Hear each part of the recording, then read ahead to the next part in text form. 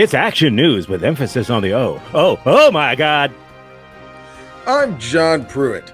Disaster struck today as I chose to wear this suit on television.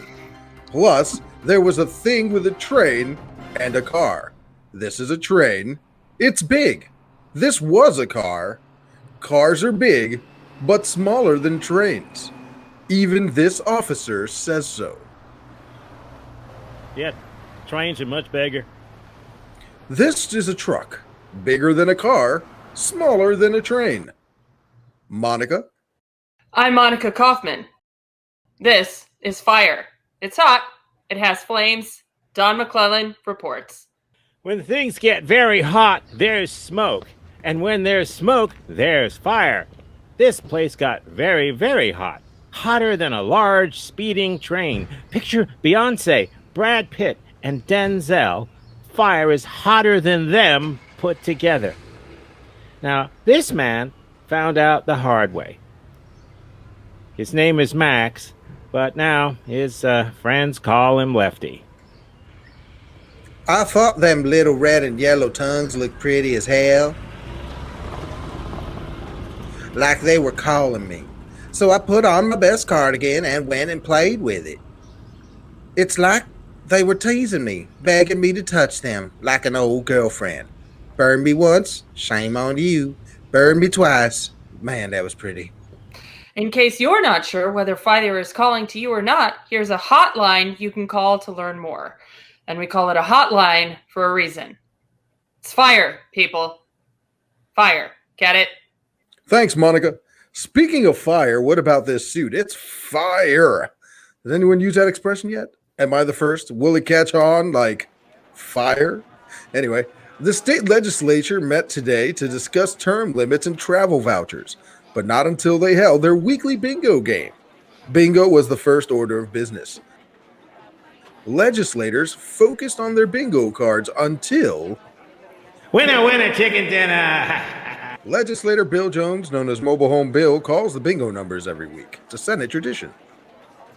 That's been a well-kept secret. And so was the identity of CIA agent Tim Walsh until now. John? Monica, there's entirely too much secrecy in the CIA. Our reporter, Andy Cassels, uncovered a secret agent who wasn't happy at all.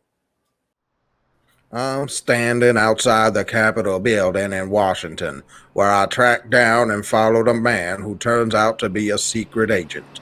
I confronted him and forced him to talk on camera. I did it for America. I'm a dead man walking, Andy. I wish you hadn't done this. My family will also be targeted now. Damn it! We probably shouldn't have done that. Here's a woman who probably shouldn't have worn a ridiculously loud and ugly checked suit.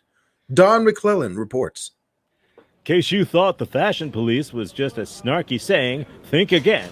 Mrs. Rita Hemsworth found out the hard way that it's real. People say I look like Tom Cruise. He doesn't. But Mrs. Hemsworth looks like spending time behind bars for that outfit. I don't know why people have such awful taste in clothing. I really hope they lock her up forever. I'm now standing outside the Magic Mart on Glenmore Road. I'm supposed to be covering a fire downtown, but my wife asked me to pick up some cigarettes and Pampers for the kid. I think I'll go in there now. Maybe they have Twizzlers. Back to you, gang. Twizzler, Don and his classic Don, right? Yeah, Don and his Twizzlers, what a riot. Yeah, Don and his Twizzlers, he goes on and on about them. Yeah. Yeah. Don's got some Twizzler stories that'll knock your socks off. Looking at your jacket, I can't imagine what your socks look like. Amateurs. Okay, enough banter. Here's some weather. It seems Texas has its own clouds. That's right, they never cross the border into America. We're keeping an eye on that. Meanwhile, man, oh man, do I love touching this weather map. I mean, you can just feel how rugged the East Coast is. I sometimes run my fingers through the Delaware water gap.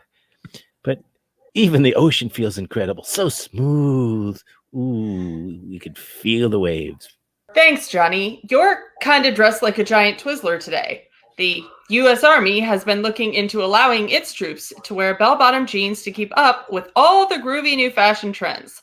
But first, Jocelyn Dorsey reports on technology gone wild. Technicians from across the state have come together to build the world's most complex machine, and now they have no idea what it does or how to turn it off. Is that the switch? Who knows? We were afraid to just pull the plug on it. It began as a device to test refrigerator magnets, but then who needs a device like that anyway? At this point, I only know that it would be more dramatic to slowly zoom in closer on my rugged face. It's working. Is that a CT or a GT behind me? We simply don't know, but here's sports reporter Mike Blaine. This is Mike Blaine reporting from perhaps the most exciting sporting event of the week, the men's intramural Monopoly finals.